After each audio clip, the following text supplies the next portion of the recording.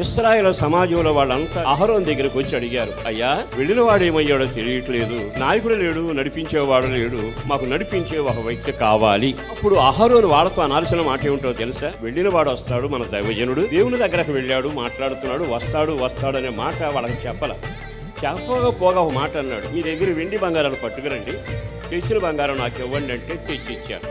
తెచ్చిచ్చినాక ఆ బంగారం అంతా కలిసి ఐగుప్తు పోగలతో నిప్పులో వేసి దూడన చేశాడు. ఇలా జరుగుతుండగా కొండ మీదకి వెళ్ళిన దైవజనుడు దిగి రావడం జరిగింది. వస్తూ ఉండగానే చూస్తే పాలెములో ధ్వని వినబడుతుందని. ఏమిటా ధ్వని అని ఆలోచిస్తే అది సంబరాల ధ్వని. దేవుని కోపం ఊరేగింది. మోషే తాళలేకపోయాడు, తట్టుకోలేకపోయాడు. నెమ్మదిగా లేచి రాతి పలకలు విసిరి పగలగొట్టి ఒక్క మాట, మీ పాలెములో ఎవరైనా దేవుని పక్షాన ఉన్నవారుంటే నా దగ్గరకు రండి. దేవుని పక్షాన ఉన్నవారు, దేవుడు ఎవరి పక్షాన ఉంటాడు? మొదట మీరు దేవుని పక్షాన ఉంటే దేవుడు మీ పక్షాన ఉంటాడు.